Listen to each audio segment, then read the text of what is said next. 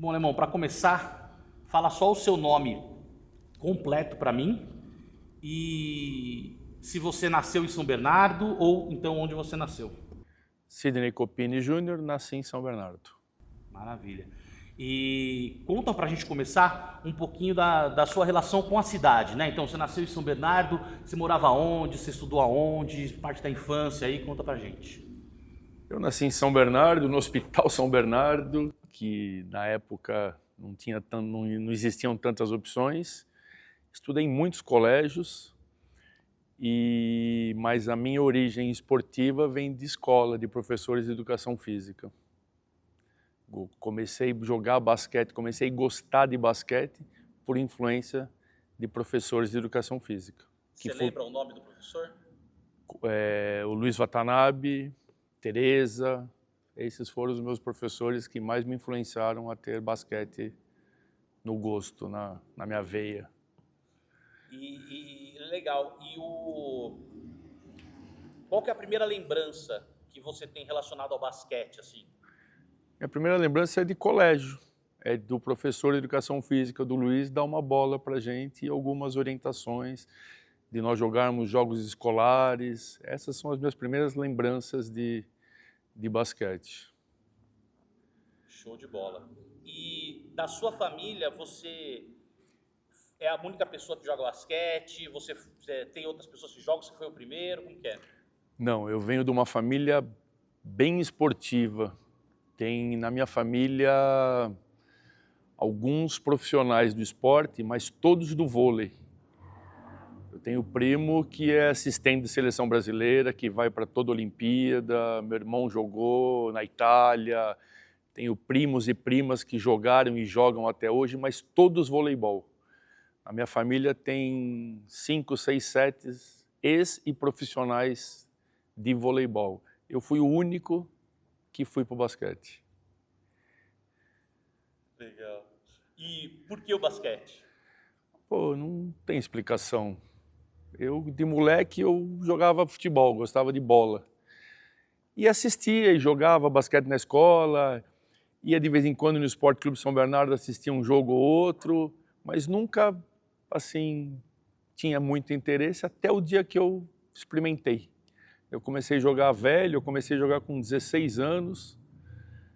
Eu assisti um treino, não lembro direito qual o motivo de eu estar ali. E o Muca, que foi meu primeiro técnico, me convidou para treinar.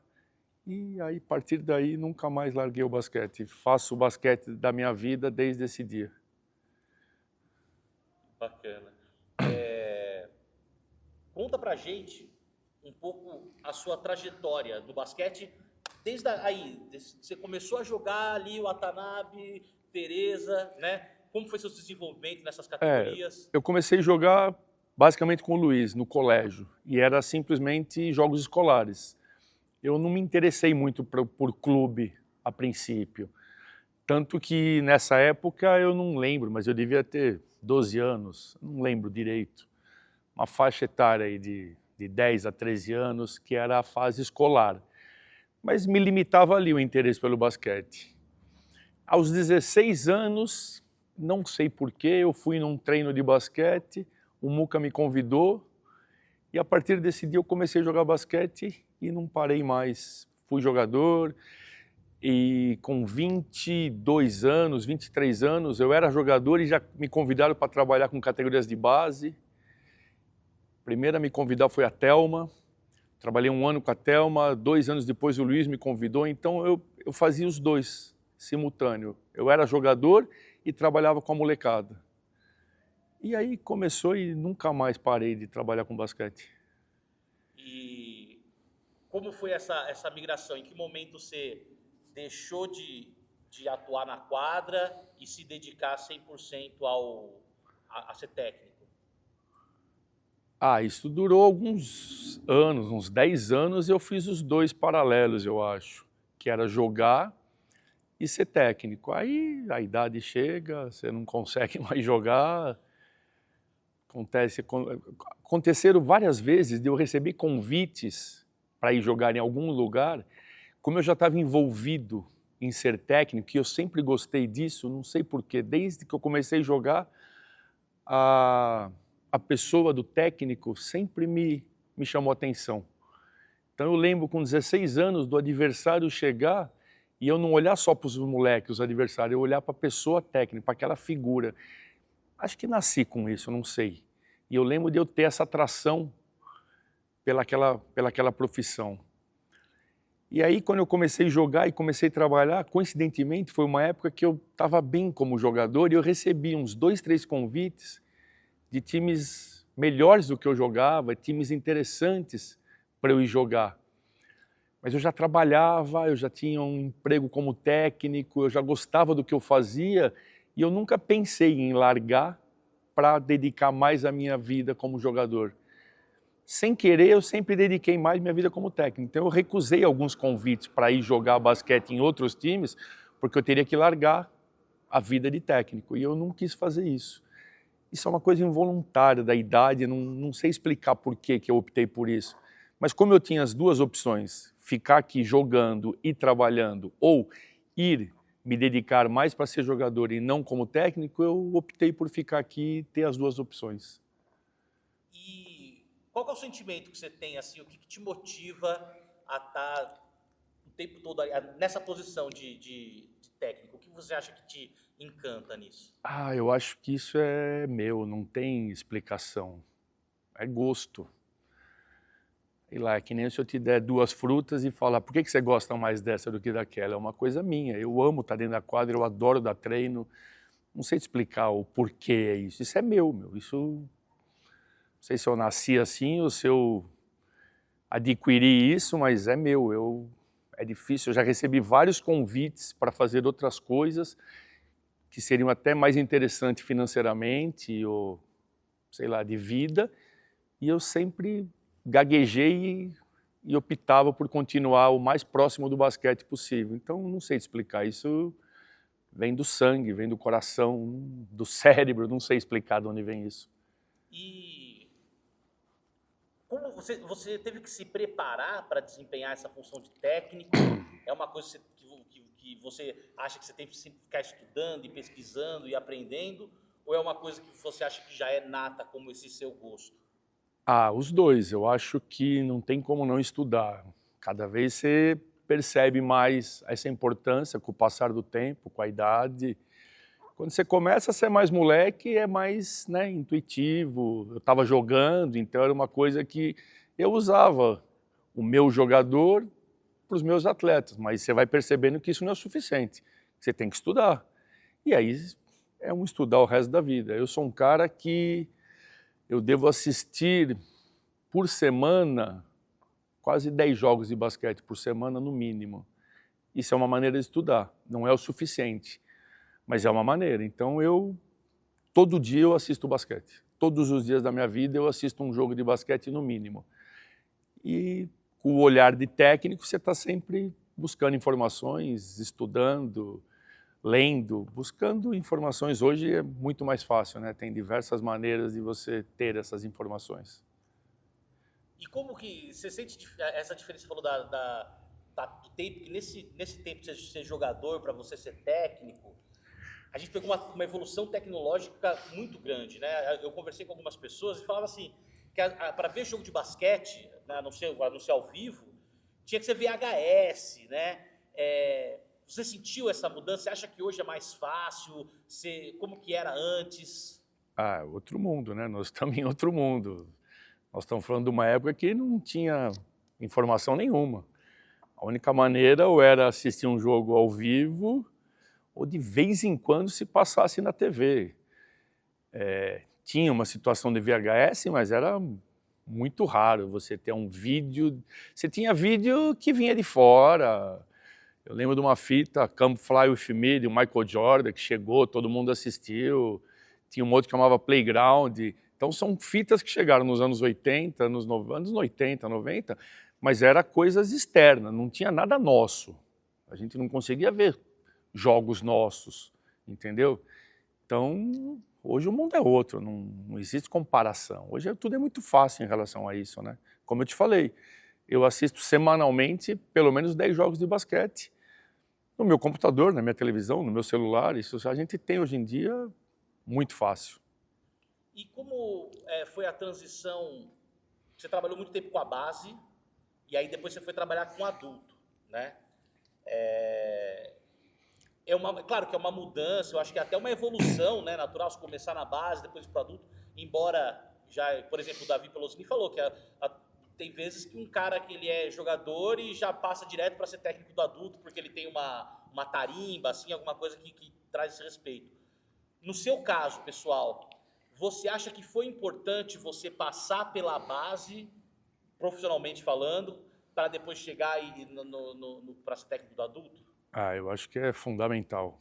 Eu ainda não trabalhei tantos anos. Eu cheguei a trabalhar uns 5, 6 anos, que eu ainda acho pouco.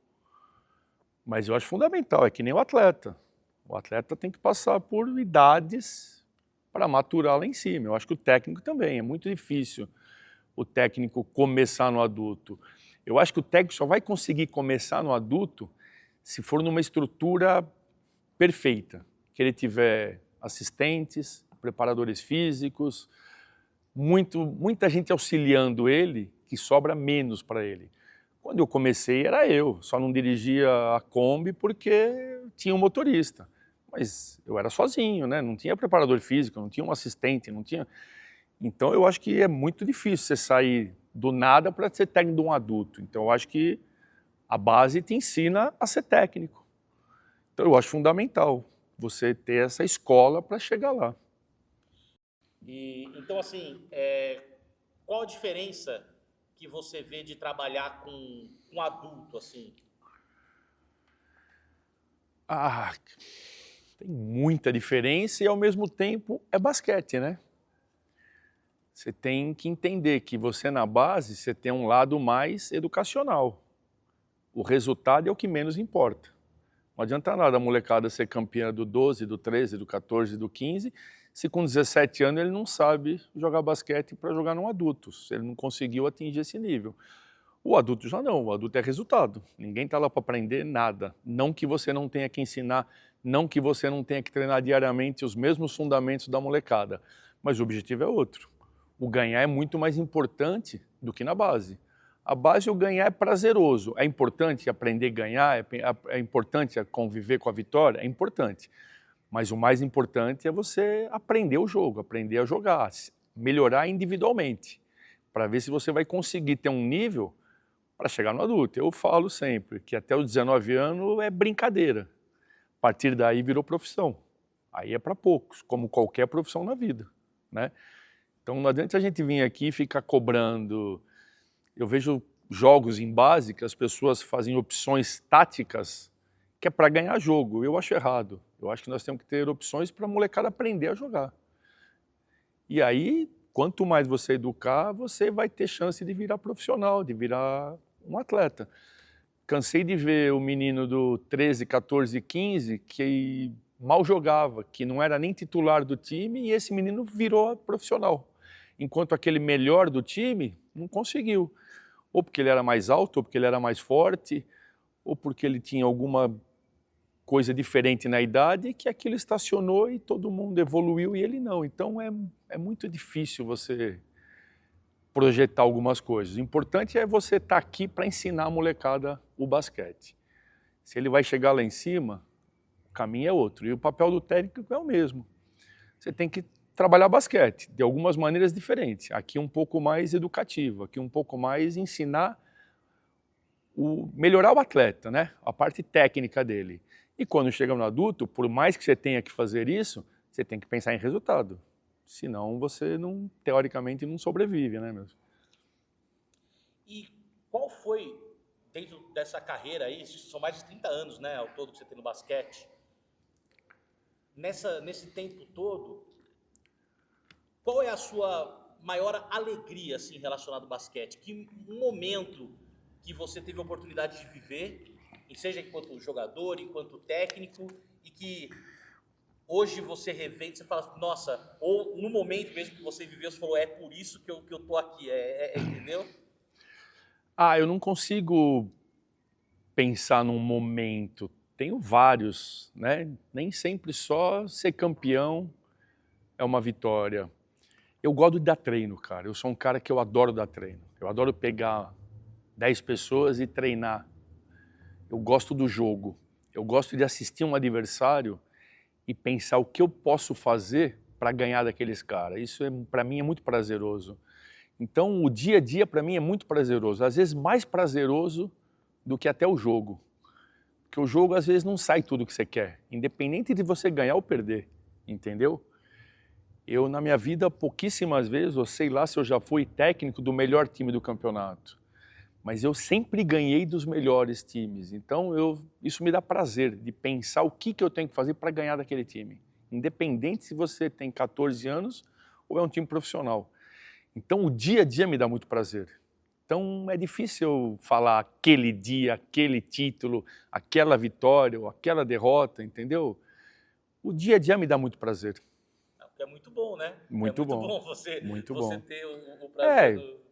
Gosto do que eu faço, a verdade é essa, cara. Eu gosto muito do que eu faço. E aí o outro lado, assim, não sei se vai ser um momento também, aí você fica à vontade, mas um momento que foi um grande desafio, assim, no basquete, uma coisa ou que você teve que superar, ou que uma situação que você teve que lidar. Também é difícil falar, né? Porque o dia a dia também é difícil, é prazeroso, mas é bem difícil. Eu sempre falo que não existe técnico vitorioso se você não tiver uma retaguarda junto com você. Então, vou dar um exemplo. Se eu não tiver um diretor que está acreditando no que eu acho, no que eu falo, e está junto comigo, é difícil você ter sucesso. Isso em qualquer esporte, em qualquer situação. Então, às vezes, se eu for pensar que eu não fui tão feliz, é quando eu não conseguia, por algum motivo, colocar o que eu achava. Eu quero treinar um dia a mais. Nós não podemos por algum motivo. Aquilo é uma frustração para um técnico. Então, a frustração é mais do dia a dia, das coisas que você não consegue executar, ou que você executou, mas não deu certo, né? Do que você pensar só numa derrota. Porque às vezes é o que eu falei, você fez tudo o que tinha que fazer, seu time jogou bem e você perdeu. Então, eu não sei se aquilo é uma... Qual a palavra que você usou? Uma frustração. Então, é um dia a dia, cara. É conseguir todo dia... Você tem que planejar o que você vem fazer aqui. Todo dia que eu entro numa quadra, eu planejei o que eu vou fazer. Se eu conseguir executar aquilo, se eu conseguir passar para as pessoas e a coisa aconteceu bem, muito bem. Se isso não aconteceu, como às vezes não acontece, é um dia ruim, é uma frustração, é um dia infeliz. Você bolou uma defesa, chegou aqui e nada aconteceu. É um dia ruim, às vezes até pior do que uma derrota. Porque é um planejamento que achei que aquele time ia conseguir fazer aquilo. Você treinou a semana inteira e aquilo não saiu. Entendeu? Então, de novo, é o dia a dia, cara. Legal. E fazendo uma retrospectiva da sua carreira, assim, que a gente fez agora, né, olhando para isso, o que você acha, assim, que semente que você acha que você ajudou a plantar, sabe, na vida dessas pessoas? Que fruto que você acha que você ajudou a cultivar? São Bernardo tem uma história muito grande de basquete. Eu acho que poucas cidades no Brasil têm uma história que produziu tanta gente, tanto atleta quanto técnico. Se você for pensar aí, esses últimos 10, 20 anos, ou até um pouco mais, você vai ter dezenas de pessoas no cenário nacional que saíram daqui, tanto como técnico como como jogador. Muitos chegaram em seleção brasileira, tanto quanto técnico como jogadores. Pessoas que estão trabalhando, porque assim, o que conseguiu, o que é o sucesso? Você continuar trabalhando nisso, independente, você pode não ter sido campeão em nada, mas se você começou e você hoje vive disso, você deu certo, né? Então São Bernardo produziu você. Hoje você está jogando lá basquete, ou você está de técnico num time lá. São Bernardo produziu mais uma pessoa. Então São Bernardo fez muito isso. Tem muita gente do basquete que eu joguei junto, que eu trabalhei junto, que foi meu atleta, diversas pessoas. Então eu acho que isso é importante. As pessoas que passam na sua mão, as pessoas que eu passei na mão, que eu tenho um respeito e uma admiração e uma gratidão eterna. O Muca foi meu primeiro técnico, porra, ele que me deu a chance, me deu a primeira bola de basquete para eu brincar. O Luiz, que foi meu primeiro professor, a Thelma, que foi a primeira pessoa que me convidou para ser técnico. Então essas pessoas, da mesma maneira que os atletas que passaram por mim, que eu tenho contato com alguns até hoje, que me mandam mensagem, que estão jogando em algum lugar, que perguntam coisas, é a mesma relação que eu tenho com essas pessoas que me mostraram o basquete, que me deram a chance de viver de uma coisa, me apresentar uma paixão, entendeu? Então eu acho que a história de São Bernardo é muito grande, e essas pessoas ligadas a mim, tanto quem veio antes como quem veio depois, pô, é gigante. Eu fiz um projeto em São Bernardo, na Metodista, que durou 10 anos. Então as pessoas que eu bati na porta lá e convenci um diretor, o Alberto, a fazer um projeto que durou 10 anos. Então, pô, é uma outra pessoa que acreditou em mim e fez um projeto grande, entendeu? Então são pessoas que passaram na minha vida que foram boas para mim. Fora daqui, eu já trabalhei em Blumenau, já trabalhei em Campinas, trabalhei em diversos locais como técnico, e todo mundo um pouquinho está ligado nesse caminho de paixão que eu tenho, entendeu? E você falou aqui de São Bernardo da Metodista e tal. Você tem lembrança, tem conhecimento, assim, até para um registro mesmo histórico? Porque aqui nós tivemos o basquete, ele teve alguns polos, né? Então, primeiro o Clube São Bernardo, depois a associação também foi um polo, o Avokes, uma associação de pais, aí parece que depois ficou meio assim, aí juntou na Metodista. Você tem por que ia migrando de um lado para outro, assim? Em que momento que você decidiu juntar tudo? Porque eu acho que na Metodista foi um momento que juntou tudo, não foi? Você já comentou sobre isso e eu vou repetir. Eu falo essa frase sempre. Apesar de São Bernardo ter uma história no basquete gigante, o basquete São Bernardo vive de pessoas. Se você não tem uma pessoa que briga por aquilo, já teria acabado. Nós não temos uma entidade, uma prefeitura ou uma história. Você pega a Franca, está no Estatuto de Franca, não pode acabar o basquete na cidade. Se vire. Você entrou como prefeito hoje, você tem que fazer basquete. Nós não temos isso. Então, se amanhã algumas pessoas não quiserem mais e as pessoas envolvidas não brigarem por isso, vai acabar. Nunca acabou por causa das pessoas. Como eu te falei, eu bati na porta da Metodista, convenci um diretor de esporte a fazermos a modalidade, juntei ele com o secretário de esporte e eles fizeram um acordo que isso durou mais de 10 anos. Qual que era esse acordo? Financeiro. Vamos montar A Metodista tinha um histórico de handebol. Essa história é até engraçada. Eu moro na avenida do ginásio poliesportivo. Eu estava passando a pé e eu ouvi um barulho dentro do ginásio. Eu entrei, não sabia nem o que estava acontecendo. Estava tendo um sul-americano, um pan-americano de handebol, uma competição internacional de handebol. Eu parei na porta e fiquei assistindo.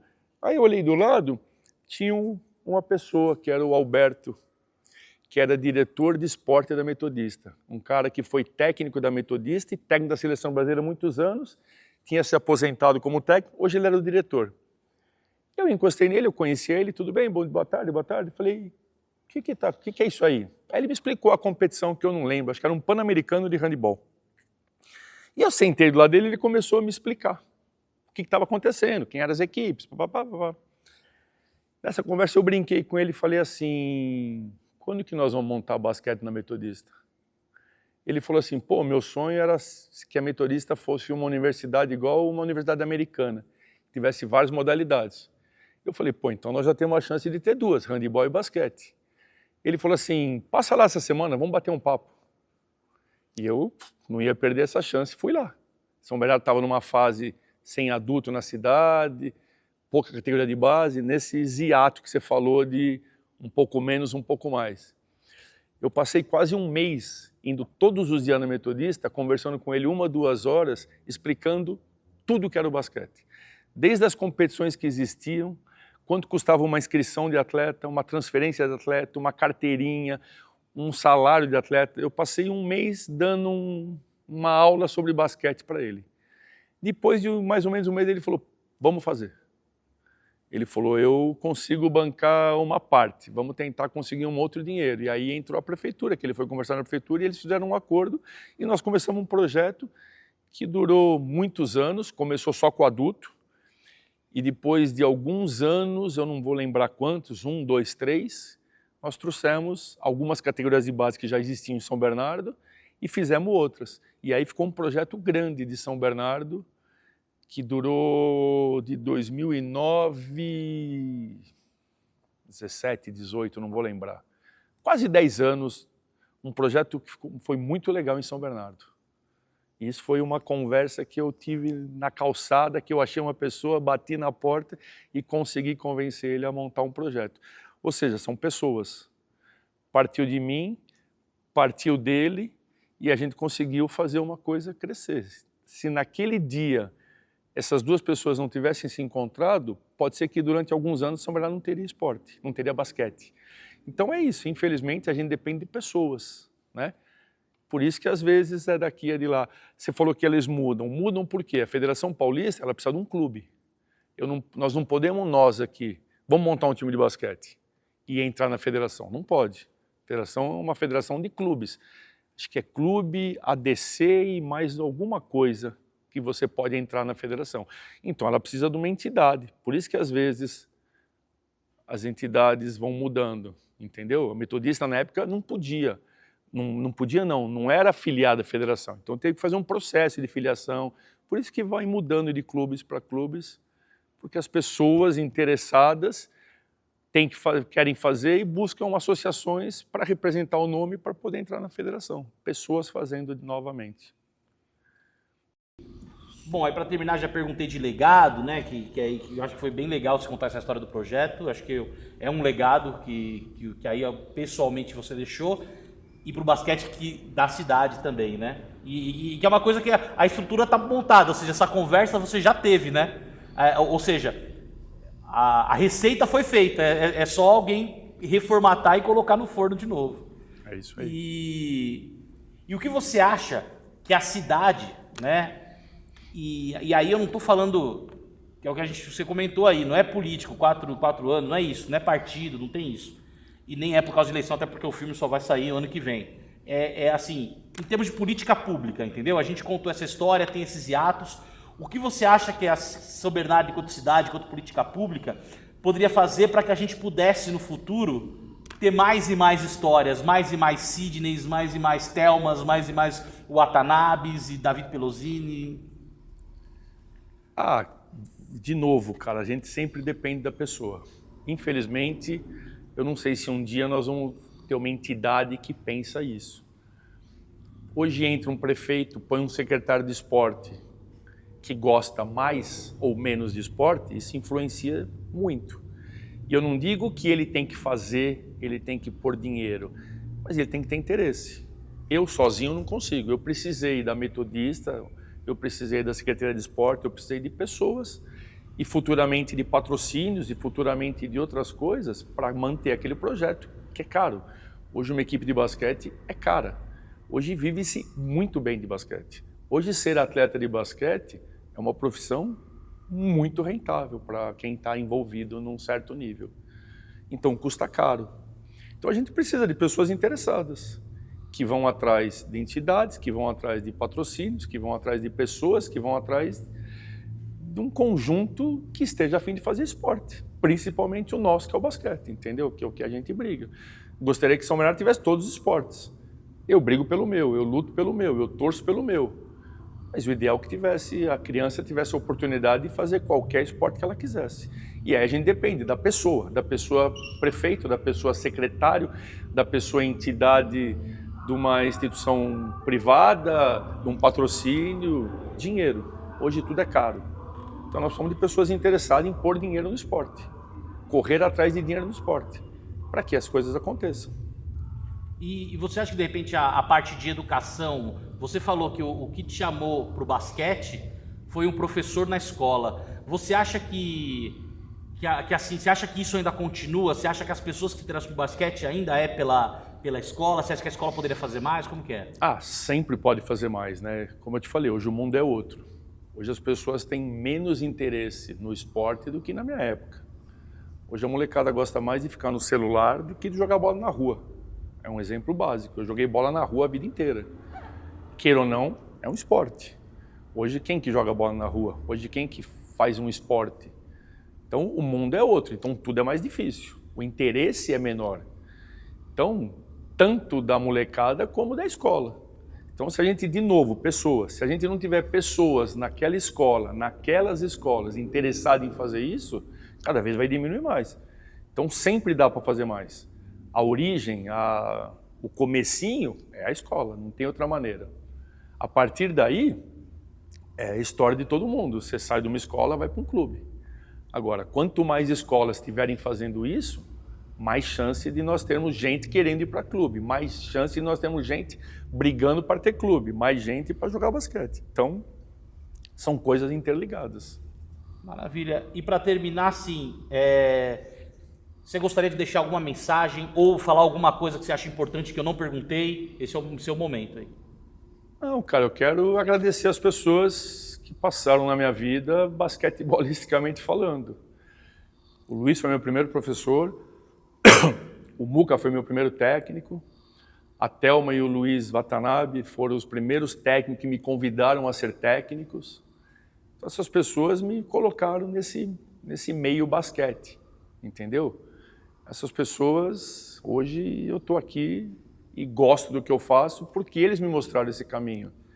Então eu torço para que eu consiga continuar mostrando esse caminho para muita gente e outras pessoas continuem trilhando o basquete, né? Seja como atleta, seja como os futuros técnicos, preparadores físicos, fisioterapeutas, porque hoje em dia precisa de uma equipe multidisciplinar, uma comissão técnica. Então você tentou ser atleta, não chegou, sei lá, mas você gosta, vai estudar fisioterapia, vai ser fisioterapeuta de um time, vai fazer educação física, vai ser preparador físico de um time, vai ser técnico.